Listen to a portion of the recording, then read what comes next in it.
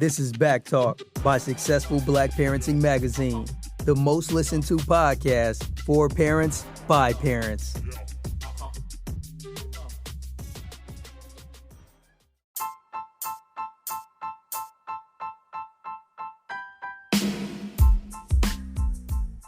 Hey guys, thank you for listening to Back Talk by Successful Black Parenting Magazine.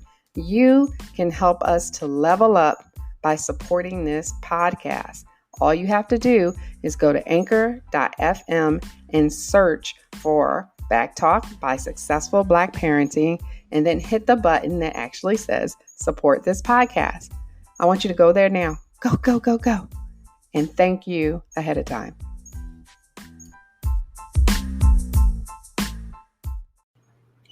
And hi, guys, we are here. I'm sorry we were running a little late today with our podcast, but I want to thank everyone for tuning in and for listening to Back Talk by Successful Black Parenting Magazine, the podcast talk show for parents. I'm Janice Robinson Celeste, your host and publisher of Successful Black Parenting Magazine.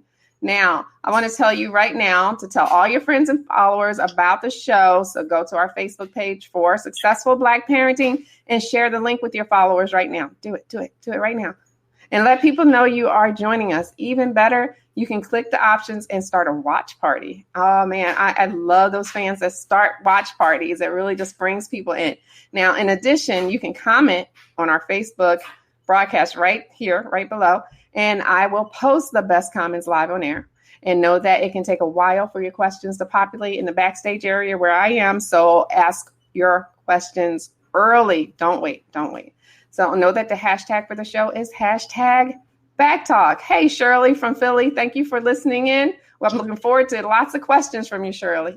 All right. So my special guest today is Dr. Catherine Jackson. Dr. J, how are you? How are you? Now, we have her picture up today because she's having some technical difficulties signing in today, guys. But you see her beautiful face right there. And the reason she's holding a brain in her hands is because she is America's #1 brain psychologist. And she's been featured on CNN, in the Washington Post, Prevention Magazine, Martha Stewart, Black Press USA, Bustle, and many other media sources. She is a national treasure. She's a speaker, in addition to being an experienced clinical psychologist, a neurotherapist, and a coach. Dr. Jackson is the founder of the nonprofit organization, Dr. J's Holistic Health and Wellness.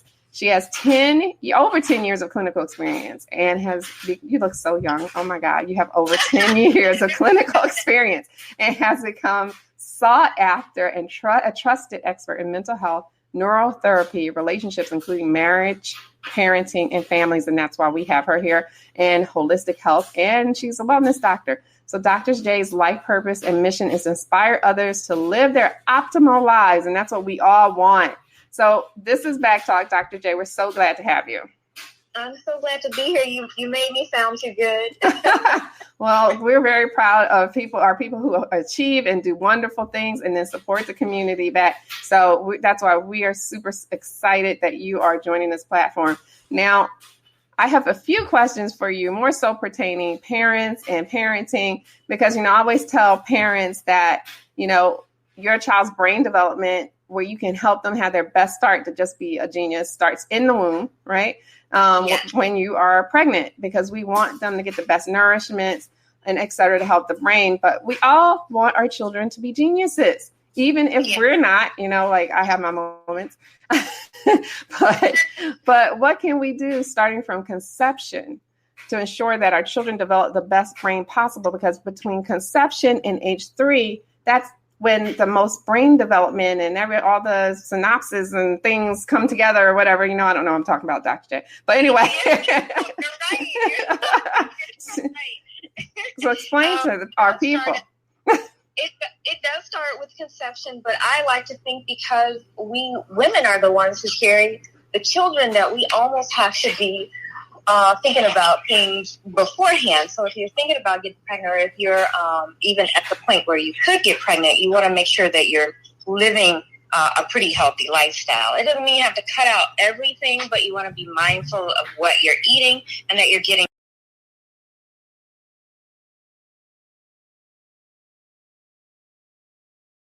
Sorry, go ahead. Just Oliver, keep going, please. All of that should be, everybody should be reducing their exposure to toxins, so environmental toxins and what you put on your skin and what you put into your body. You want to reduce those, and those will help when a woman is pregnant to help with the brain development of the baby. You also want to keep your negative experiences low or eliminate them altogether. So any negative people, stress at work, you really want to make sure that you're managing that so that you create a good environment, a good womb for the baby and for healthy brain development. And of course, for any woman that is pregnant, you want to completely eliminate drugs, alcohol, and cigarettes, because all of those have negative effects on brain development. Right. The more nourishment you can give to the brain, the cleaner the environment, and reduction of chemicals that are introduced in through food or whatever. The more pure the food is, the better it is. And you will see there's a big difference when you take care of making sure your child has the best possible start from the cellular level. That's where it starts. It starts in the womb. So women who think, I can smoke and I can do this and I can do that and be my old self, it's not true, because you're then taking away some of that development that the child could possibly have to help them make them that much more of a genius. It is possible, right? It's almost like, we're growing a brain in the womb. So why would you grow a brain without the best possible nourishment, right? Right. And you're kind of growing a more defective brain, and sometimes kids can make that up outside of the womb. But you want to try to create the best possible chances within the womb, because once they get out, they're going to be faced with a lot of other stuff as it is. Exactly. I mean, there's so many pollutants in our world and our environment that's going to be pretty much against them and working against them and working against that cellular development, that you have to give them kind of a head start when you're pregnant. But let's talk about infancy to age 3, because that's a real critical period. That's why we have head starts and pre-Ks, and that is very, very important for his brain development. After age 3, you're kind of like, I'm not want to say you're set, but it's the brain development slows down a lot. It does. And the critical period refers to like that best time in which certain skills and characteristics can be acquired. Things like language, your motor skills, vision, all the different senses, all those things connected to the brain.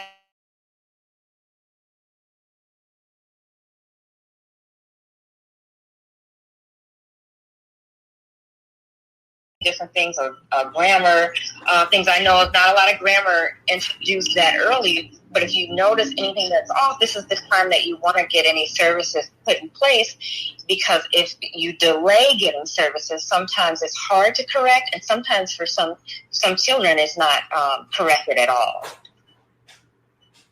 Okay, well, that's really important. I want our parents to understand, because we all want our children to be that genius. We want them to be that. And, I've raised my children and without all of this knowledge right away. And I went to school later on, but then I have some grandchildren, which I'm very proud of, who are, ones that are old enough to talk are geniuses. They are, and I'm not just being biased. I used to test children with Denver Early Profile, and the Hawaiian Early Learning Profile assessment. So that was my job. So I know the Denver screening and all of those things. So I know what milestones they're supposed to hit, et cetera, to be considered, past their, or hitting their milestones or past that. So, and I have some grandchildren that are pretty amazing, and they sound more like teenagers when you're having a conversation with them than 2. They're 2.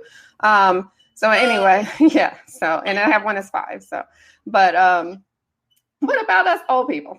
Is there any help for improving our brain development in older people, our older children, I should say, because I don't want to steal this away from our kids. But what about when you're older? I mean, do even those supplements work? And I'm of course not recommending giving supplements to kids, but I take ginkgo biloba. I do. So does that help? So there's been mixed reviews on supplements. Some supplements have been said to work, but recently, a lot of the research that I've been reading says that brain supplements, they really don't do much. It's almost like throwing away money. But what I think is if you feel better with it, then go with it. Or if your doctor, your medical doctor recommends it, then go with it. It's not something that you exactly have to have. Oftentimes we can get a lot of the things that we get from supplements from natural sources. So if you're trying to get omega-3s to help with brain improvements, brain development, brain health, you can get a lot of that from natural sources like fish and different oils and nuts. You can get that from there. And so if you can get enough from what you typically would eat, I say there really is not going to be as much of a need for a supplement. But if you know you're deficient in certain things, you definitely want to talk to your medical doctor and see if you need to supplement somewhere and make sure that you're getting enough so that you keep a healthy brain. Right. Well, I know I don't eat right. So I tell you, my brain is probably starving for nourishment. It's like, hey, I need some help. So my supplements for me, I'm going to be taking a lot of them. Yeah. So you are probably a great candidate for I mean, even if it's a placebo effect, hey, whatever helps. But some of the things for the aging brain that helps even more is all those things that every doctor that I know of that helps people directly, whether it's a medical doctor or somebody like me, a psychologist, you want to work out and make sure that you're moving at least 30 minutes per day. And the older you get, that time frame increases. So when you're younger, like 3 times a week is usually enough. But when you're older, you want to make sure that you're moving up to 4 to 5 times per week. Diet is like we talked about with the children and with being pregnant is very important as well. You want to make sure that you're getting in enough nutrition, getting enough fruit, vegetables. Olive oil is really good for the brain. And fish, for people who eat meat, is a good way to get some brain benefits if you eat fish about 3 times per week. You don't want to eat it all the time at every sitting, because it can be toxic. Yeah. And they can stay connected with others, which I feel like you have no problem with. Right. Right. I always worry about eating fish with the pollution in the water. Like we used to be like a fish catching family, and I can't catch fish anymore. I'm too sensitive to it. Like I'm like, oh, the poor fish. But I can, if it's in the supermarket, hey, it's game. So, but the thing is, I always worry about the pollution and the mercury, and mercury definitely affects your brain. So, and I would love to talk to you more about that and different, things that are in the environment another time. But I just wanted to give a shout out to Georgia from Anderson. I'm from Detroit. She just joined us too. So I want to say, hey, Georgia, thanks for joining us. I love when our audience comes, and especially if you have any questions. This is such a great topic, because you don't get to talk to people too much about your brain. I mean, right? It's not a conversation. From everything else. Right. It's connected with everything else. It is. It's so important. And you don't go up to a parent and be like, so how's your child's brain? How are you developing it? That's not a conversation. Right. That's not a conversation we normally have. But let's talk about this, because I saw this in the news this past week. And I just saw a superintendent who had to put his teachers in their place for saying that Black children can't learn, which we know is not true. So that's that's saying something's wrong with the brain. Infuriating to hear. I don't know how you felt when you read the article, but that is kind of infuriating, because that's not true. I do believe we all learn differently. It's just that the standard way of learning is traditionally based off white people. Mm-hmm. And so it looks like we may not be able to learn in some instances where we may excel in a bunch of other instances. Exactly. And I think when you're trying to base it off of one type of people, and they're like, oh, well, the Asians, they do well. Now, I got to tell you, I was in a faculty meeting one day, and my head went sideways like, what? And I looked around, all the Black faculty, when this was said. They said, well, our Asian kids are doing really good with testing, and our white kids are okay, but we have another group that's really pulling us down. And I went, it took me a second. I went, what group is it? What? And I wanted to say something so bad, but it wasn't the place to say it, because then, you're considered, oh, that is Miss Robinson Celeste, she's going to cause trouble. So I'm like, yeah, y'all know how much trouble I can cause. But I knew it wasn't the right place to say something. But I've been saying something ever since, because I got to tell you, that made my head go, Rrr! And I had to look around like, is it just me? And all of the Black faculty just sitting there, not moving. I'm like, I'm the troublemaker. I'm like, really? Y'all gonna sit here? And if I stand up, I'm gonna be by myself. I'm like, for real? So anyway, but we know it's not true, because basically everyone is a genius. They have something called multiple intelligences, right? And you're stepping on my thoughts for later. So okay, well, that's okay. We can talk about it. We're gonna talk about that. And then but yes, exactly that. It's the multiple well, before I even started talking about the different kinds of intelligence, I feel like teachers who make those kind of comments, they have no understanding of Black culture and the strengths and values within the Black community. The typical type of learning may not always be the type of learning that is the most valued in certain homes.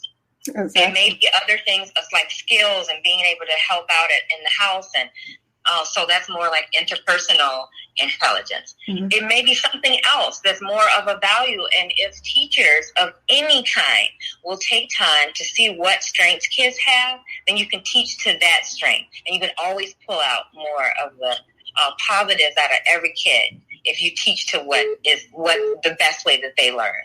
Exactly. And I wholeheartedly believe that when our children are doing practical learning, like project-based learning, they tend to achieve more. I've seen it. And hands-on learning, because we come from a practical culture. Yeah. Really, think about it. From even down, if you go all the way back, to want to go to our ancestors in slavery, everything we have done since, at least, and probably before, has been something practical, something that we can use in real life, something that we can learn and keep with us. Not abstract concepts necessarily all the time, but we can learn those too.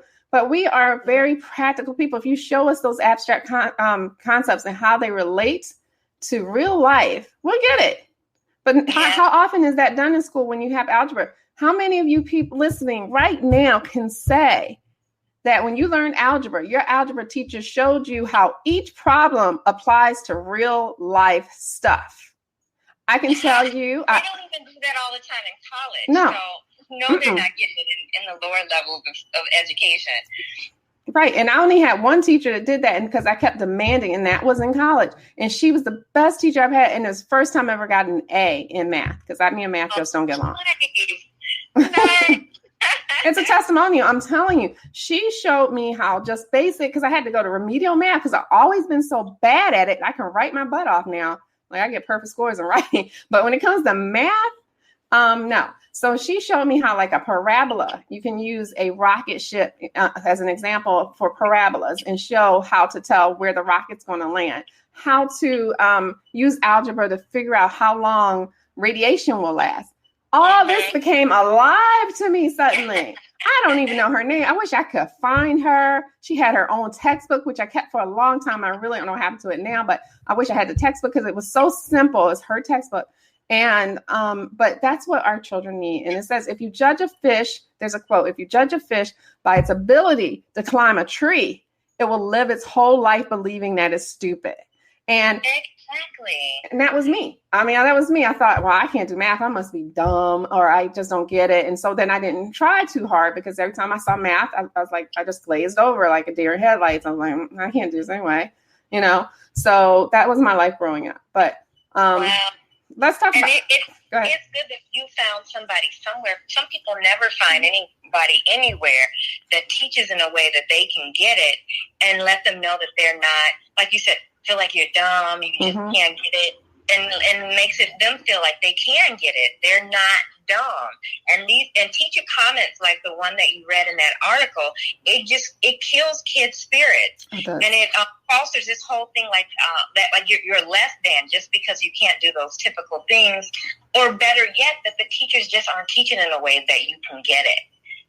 Right. And I can't tell you how many times I've seen math professors, because they know it, just come in and just start writing on the board, just formulas that looks like it could be something on the side of a Martian spaceship. They just were writing and writing and writing. And you stop to ask a question and they'd be like, you should know this. It was last week. I'm like, I didn't get last week's, so I'm going to move on. And I was that kid that like, I would keep asking, well, how do I use this? How can I use this? And then they wouldn't tell me. I'd be sitting in the back, I would be the one with all the noise, like, slumping in the chair, like, oh, I don't understand. And tutors couldn't help me because they couldn't explain it to me. So I was that kid. And it had nothing to do with, I think, how smart you are, because I excel in so many other things. But let's talk about this IQ thing, because we hear about IQ a lot with intelligence and genius and brains. What do parents need to know about this whole IQ construct? Like, what do we need to know? Because I've heard so many things about that. I don't know. I'm going to tell parents what they need to know and then say what I think. Go ahead. They do need to know that kids who fall with outside of the typical bell curve, so it's usually 85 to like 115 within the IQ. Kids who fall below that, or I should say outside, they are in the exceptional zone. Either they're, like you said, in the remedial area where they need a little extra help, maybe some, what do they call them? Some academic. I'm at a loss for words. That you put on your IEP, your 504, some of those specialized services. That's the word, specialized services. Or if they're above 115, especially the further above you get, that's where we see like where you're starting to be in the genius zone or definitely more than average zone. And you see some of those kids who are in the exceptionally able or the gifted program. So those numbers are helpful to a point, because then it lets you know where your child is and what kind of services you want to get for them. Other than that, I don't feel like IQ is all that important in the big scheme of things, because especially for the Black community, it's not based off of our learning. And an African-American, and his name is escaping me, but an African-American psychologist actually created an IQ test specifically for Black people, but it's not widely used. I shouldn't even say widely used. I've never seen it in all of my years doing testing, ever seen it used. I've never actually laid eyes on it. I just know that he created it, and it was supposed to be like those things that you were just talking about earlier, how we're more impersonal as a people. We are more kinetic as a people. We think more about those skills that we need that's going to connect to life versus just learning some math that we're never going to use anymore outside of education. And so his test was for things that we, that takes a lot more into consideration for Black culture. But that's my thoughts. I don't see it to be long-term that important. It's very important when your kids are younger, because you want to be able to identify if your child has any issues and get the needed services quickly. Just like we were talking about with pregnancy, you want to be able to set your kids up as soon as possible. And if you notice that there's a problem, you want to be able to get on top of that problem as soon as possible as well. If anything goes on too long, then it'll be hard for your children to catch up. Mm-hmm. That's the truth. And now, this is my soapbox, but it's a true statement. If your child does not know.